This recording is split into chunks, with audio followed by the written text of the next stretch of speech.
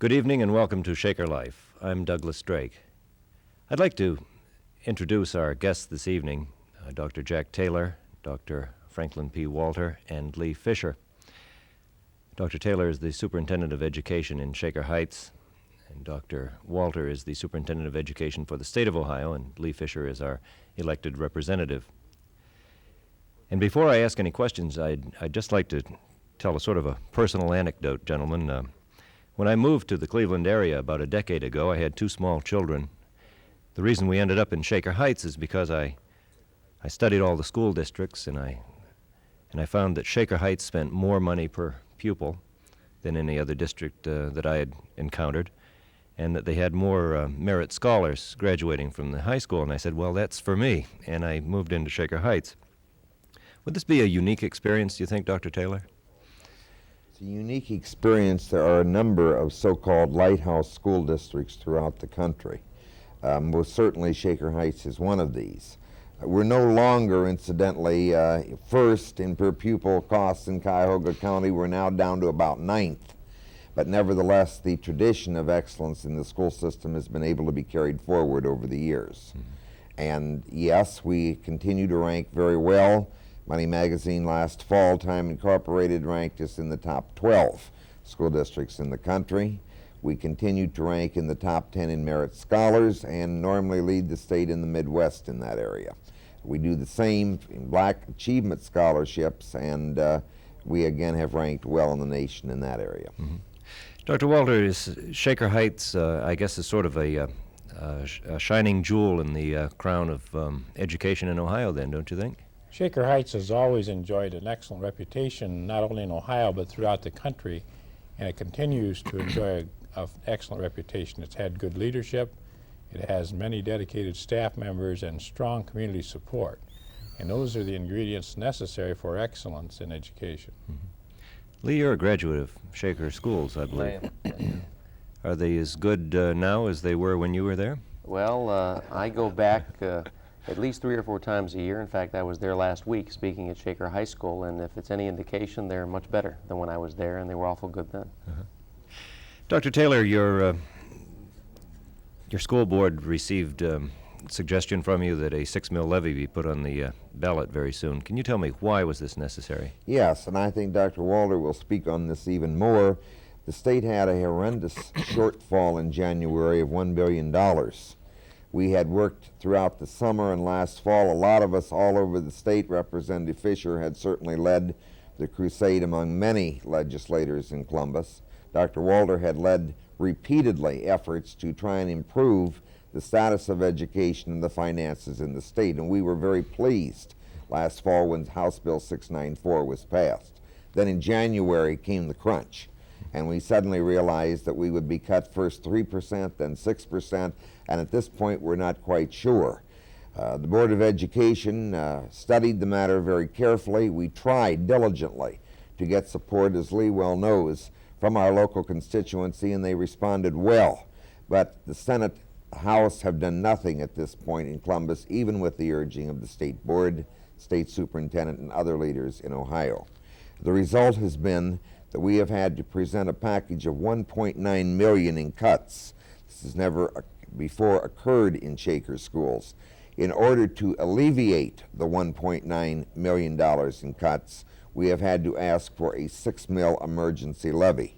This is unusual, Doug, and frankly, we had hoped as late as December that we would be in good financial condition through 1983, coming on our regular cycle to voters next spring. But I think the people in Shaker Heights understand that this is a crunch. Dr. Walter, how did this happen? Is it the state board's fault? Well, the situation really is a result of the bad economy in our state. When the General Assembly passed House Bill 694, they did it with a great deal of confidence that the data were correct, and very thoughtfully passed that bill and the accompanying taxes. During the deliberations, we were thinking about a 9% level of unemployment in this state and about 500,000 unemployed. Today we have 800,000 unemployed in the state, and with the 800,000 unemployed, the tax dollars just are not coming in. So it was not a result of not giving thoughtful consideration. It was simply that the economy continued to worsen, and Ohio's unemployment is second highest in the nation, and that, of course, makes it very difficult for state income to stay up. So it was an economic problem that caused the state $1 billion shortfall. And that translates into school districts, into cuts that will be imposed in April of 10% for the entire year statewide. And in Shaker Heights, that means in the past year through June 30th, they're going to be receiving $740,000 less than they anticipated. In the second half of the year, that's projected at about double that amount. So the $1.9 billion that Shaker needs is a result primarily of a state shortfall.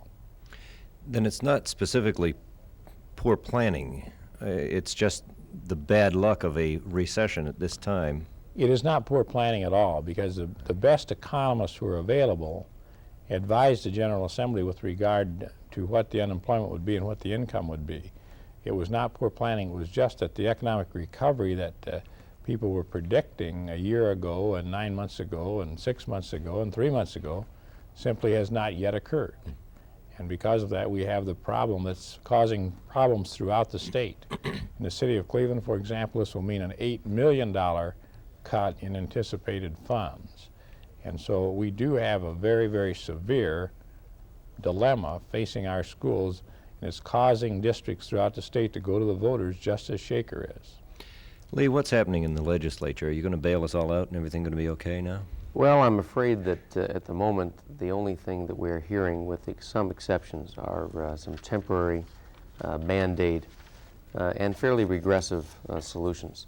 As you know, Doug, this is an election year, 1982, and it makes it, as a practical matter, more difficult for a number of my own colleagues, both in the House and the Senate, to make the decision to come up with a comprehensive tax reform package which will raise the necessary revenues to get us out of the shortfall we have not only in primary and secondary education, but for that matter a host of other human services like mental health and mental retardation and primary and secondary health care. It is my own feeling that we'll have to do something, at least on a temporary basis, before the November elections, but I don't see a permanent solution coming afterwards. My own feeling is that we ought to meet the crises head on and be courageous and say, look, absolutely, we have to make some cutbacks all across the board, including in the area of education. But there is only so much proverbial fat in government, and we're getting down to the bone and the marrow, I think, all too often. And when you get that far down, you have to try to find some ways to raise the revenue in some sort of progressive way. Dr. Taylor, your administration is kind of a thin one, I think is the correct way to describe the way the Shaker schools are run. Can you explain this concept? Well, the concept is basically that we have tried diligently over the years to keep our services in student education. Put it frankly, we have ranked not first in per pupil cost, but we have ranked first, according to the State Department of Education's last bulletin, in regard to the amount actual spent on pupils in classrooms. What this has meant in essence is that in support services we haven't been that strong. Yet in the cut that we're making, Doug, we will be providing an 11.3% cut all the way across the board. This includes teachers, of course, more teachers because they're the largest group, but it also includes administrators, secretaries, custodians, and what it's going to mean, of course, is higher pupil-teacher ratios in classrooms, less smaller classes at the senior high level, which has really been the heartbeat of Shaker education for many, many years. And combined, it's going to provide for our schools a basic program, but not the top quality program that Shaker has long been recognized for nationally. That's what's going to happen to us. Administratively, there will be 4 reductions in administrative ranks, which will again hurt us considerably because we're going to be receiving a study from Western Michigan University to help underachieving students. They're going to be making staff recommendations for increases, and of course we won't be able to do that. We will do their program. It's going to mean reassigning of the staff members we have. Dr. Walter, is Shaker unique in the way that it has had less administration compared to the number of teachers out in the classrooms? I know some districts around here have an awful lot of administrators. Well, when you look at the percentage of the dollar that goes for instruction and use that as a basis for evaluation, Shaker has put a higher percentage of dollars in instruction than is typically true in the suburbs, and as Dr. Taylor just said, it led the state in that category in one of the recent analysis that we did statewide. So it is unique in terms of the commitment to the instructional area in comparison to other districts. Mm-hmm. Let me just ask you this. Ohio has a kind of a different setup in education as compared to other states, thinking of perhaps California and New York. Where does the State Board of Education come in? I mean, we hear about you occasionally, but we don't see a lot of impact from you as voters out there. How do you work? The State Board of Education was established by a constitutional amendment, and the State Board has the responsibility delegated to it by the General Assembly to enact standards, to administer the funding programs, to evaluate the educational system, to make recommendations to the General Assembly with regard to the improvements that are needed in education, to operate the state school for the blind and a state school for the deaf. And we have a significant impact in terms of the operation of the school systems throughout the state, but only those specific responsibilities that are delegated by the General Assembly. Most of those activities are carried out through the adoption of standards, and these standards are adopted through public hearings. So whenever the General Assembly says that there shall be a standard, the State Board then adopts that standard, and that becomes the guide for the school districts in terms of operation. Ohio is based upon a lot of local control. A locally elected Board of Education, and we believe in that, has a great deal of responsibility to go above minimums. But the State Board has a responsibility to see that districts meet the minimums and to make recommendations to the General Assembly to fund schools at the minimum level. We have done that in the school foundation program that is in place, would fund education at the minimum level. We have an excellent foundation program, but it does not work if the dollars are not there to fund it. And that's really where we are today.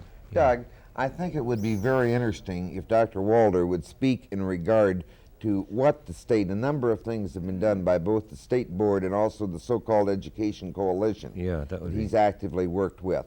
And this has been an attempt to project statewide, along with the work that Mr. Fisher has done in the legislature to help us.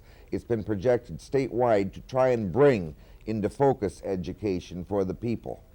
What we have done in the past 2 years is that we have established a blueprint for excellence in 13 areas where improvements are needed throughout the state. And of course, leading that list is basic skills or academic achievement, and it goes through the kinds of things that the citizens have spoken to statewide and in school districts. And we organized a coalition of all the major educational organizations so that it would be an effort broader than just administrators or just board members or just teachers. It's all of the organizations, including the Catholic Conference, that have a special interest in schools. And in December of 1980, the coalition endorsed and the State Board adopted the Blueprint for Excellence, which was forwarded to the General Assembly, along with the recommendations for the foundation program developed by the State Board of Education. So the coalition meets regularly, not only to address the mission for excellence, but more frequently now on the funding issue. And over the state right now we have 26 meetings going out into the state to communicate with local coalitions with regard to why we have the fiscal problem and what that problem is going to mean in terms of cuts like you've just heard described and the quality of education. So the coalition is unique in that responsibility, and the State Board, made up of the 23 elected board members, is very conscientious. They come in on Sunday and work all day Sunday and all day Monday once a month to make recommendations and to administer the program that they have to administer. They do not have high visibility because the kinds of things they do are not the kind of things that you stand on the street corner and advertise, or the kinds of things that make a difference in the lives of boys and girls. much like local boards of education in their communities. Most boards of education carry out their tasks in the state without a great deal of media visibility, and you know that, and that's the same way the state board carries out its responsibility. How has the legislature taken this approach from the state board, Lee? I have never seen the education community, both on a local level and a state level, so well organized and so cohesive as it has been. I think that is largely due to the leadership of men like these two men, Dr. Walters and Dr. Taylor. Speaking first from the local level, I have to tell you that I'm fortunate, I think, to represent school districts that, although everyone is having a tough time, have been able to make very good use of the dollars they've had. The problem has been that they're getting fewer and fewer from the state. Dr. Taylor and Dr. Weiss of Beechwood, Dr. Abramovitz of Cleveland Heights University Heights, those three in particular, have taken a lead in our local area in terms of trying to mobilize the support not only of legislators but of the voters, the people who are the viewers of this program today, who have to, I think, and are beginning to understand better the role that the state plays. We have and are charged with providing a thorough and efficient education to every child in this state. And I, for one, think that that should be our #1 obligation as state legislators. And Dr. Walter has been able to mobilize the different educational groups around the state in a way that I think has sensitized legislators like they've never been before. And I do believe that in 1982, education is becoming foremost on the minds of more legislators than in the past 10 years. That's good to hear. Doug, we might also mention another effort that Mr. Fisher has led, and that's the matter that we're going to be holding, I believe, on May 14th, a county-wide meeting once again, hopefully to develop and have Lee introduce in the legislature a funding bill. Again, hopefully, not so much whether the bill itself is actually passed, but rather to show the support, hopefully, from Cuyahoga County, again, at the state level in terms of educational funding. And Mr. Fisher has continued to lead, not only in our area, but in the broader Cleveland area, in this entire area of education. We're pleased that we've had him. That's right. Let me ask you this, Dr. Taylor, though. As far as the local voters are concerned in Shaker Heights, they are supporting their schools quite strongly through the tax base. Would you like to see, in an ideal world as a local superintendent, would you like to see a different sort of arrangement for support funding? It's going to be exceedingly difficult, Doug, to ever develop a plan in this state which would provide the Shaker Heights and the Beechwoods and the Cleveland Heights, University Heights school districts with the amount of state support that they need and can use, particularly in a metropolitan area, as compared with rural, if you will, rural areas in the state of Ohio, because frankly, our cost of doing business is so much more. I would certainly agree with you. Shaker voters have traditionally, for years and years, even those without boys and girls in school, have supported us well. And we only hope at this particular juncture that they will continue to understand that property values in Shaker Heights, in fact, the rather unique character of our community, is due, in fact, to the schools and our ability to attract people from all races and creeds to come to Shaker Heights to live. And I think that must be continued. That's really the focus of what we're talking about. We don't receive, for example, as much state aid as many other districts, as Dr. Walter would tell you. But what we do receive is important. It's essential to us. Dr. Walter, is it the place of the superintendent and the state board to suggest changes in the law which might make funding more easily available for school districts and education? It's the responsibility of the state board and the state superintendent and the department staff to make recommendations to the General Assembly with regard to the needs of the school, which includes recommendations on the foundation program. And this year we recommended that a cost of doing business factor be incorporated. And as Dr. Taylor just pointed out, it does cost more in certain communities than other communities. And even with that factor, the percentage of the total dollars for school coming from the state will remain low in those districts that do go beyond minimums and do provide excellence. And Shaker and the other districts in this immediate area fall in that category pretty strongly. But we do make those recommendations for change. We do not generally recommend a kind of tax. We believe that the General Assembly is in a much better position to know what public policy should be with regard to the kind of tax. We have supported various taxes, but I have never gone over with a recommendation for a specific tax, simply because we believe that's a public policy issue better addressed by the General Assembly. Lee, this looks like the time for you to step into the spotlight. Why is it that Ohio always ranks somewhere down around the level of Arkansas when it comes to taxation? Well, the average person in this country pays about $604 in state taxes. The average Ohioan pays about $441 in state taxes. And if you break that down into the personal income tax, the average person in this country is paying at least $160 or more in personal income taxes, whereas the average Ohioan is paying less than $100. The problem, however, Doug, and you can understand, is that the closer we get to April 15th, the less people appreciate those statistics. And it doesn't matter what the statistics say and what the Ohio Public Expenditure Council is telling us in the legislature. The point is we all feel, and I certainly do, that we're paying too many taxes. And I think that what we have to do is, for example, stop raising the sales tax, try to alleviate the property tax burden. But in the very upper brackets in the personal income tax, I think we may need an increase. It's an election year, and I'll still say it, and I have before. I think we still have room for increases in the public utilities excise tax, still further room for increase in the corporate franchise tax.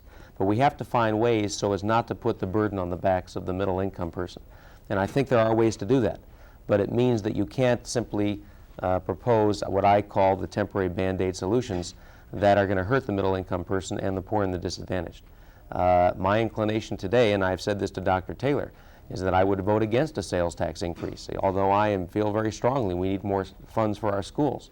But you can only go to the well so often, and I think if we're going to do it, we ought to do it in a way that makes sense and not in a way that's simply going to close the wound for perhaps 60 days and then have it come open very quickly. And Mr. Fisher's point is exceedingly well taken, that our income tax in Ohio ranks very low among states that have income taxes, and that of course relates more directly to a person's ability to pay. And I think that as we look at public policy and taxation, we have to be aware of our relationship with other states, and I certainly would concur with that. That would be a very unpopular move to increase the state income tax at this point, I'm sure. But what I'm hearing from you is that Ohioans are undertaxed when it comes to income tax. Is that Doug, right? the problem in Ohio is that we have for years thought that we could provide all these services at a minimal cost, and our politicians have run hither and yon across the state saying so. What happened in January is that the balls all came out of the air.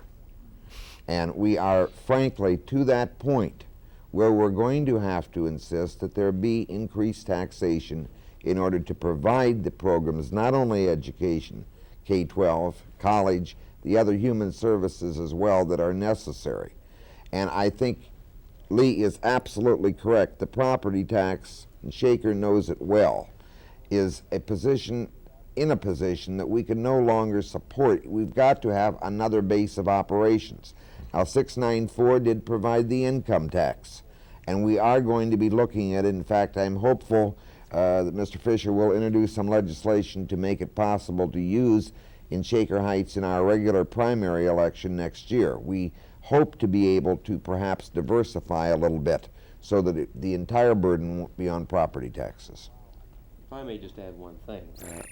While I think it is responsible to talk about the kind of revenue raising that we are, I do think, and I think that Dr. Taylor and Dr. Walter would agree with me, that it is irresponsible to go to the people and say we want to increase your taxes unless you can prove to them that the money is being spent wisely. As I was driving to the studio today, there was an editorial in WERE that said basically just that. If you want to increase taxes, then prove to us that the money's been spent wisely. Certainly in local school districts like Shaker Heights, that can be proven very easily because I've seen it close at hand. But in some school districts, perhaps it is not. And Dr. Walter would know better than I which ones it hasn't. But the point is that in the area of education and the other areas of state government, some money has been wasted. And we can no longer afford in government today to have a shotgun blast of money at a social or economic program and hope that the money will cure the problem. We've got to use it efficiently, and as long as we have people like these two gentlemen, then I'm going to be confident the money will be used efficiently. Unfortunately, we don't always have people like these two people who are administering our programs.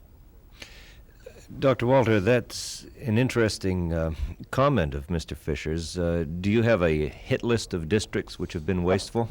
No, we don't have a hit list of districts, but we have an Office of School Management Assistants, and that works with those school districts that cannot maintain their educational program and have to go into the loan fund. And originally it was based upon districts' inability locally to operate with the income that they had. Now today, with the cuts in state funding, the ballgame's a little bit changed, because you can't hold a board in a district responsible if they don't get the money that they anticipated. So certainly not every district that goes into that loan fund is there because of mismanagement. Some are there because they couldn't pass a levy, and many are there now. We have 50 going in right now, right today. There are 50 applications on my desk for more than $40 million, incidentally, and there's only $6 million in the loan fund that will be over there within the next few days, and they're there because of the cuts in state funding.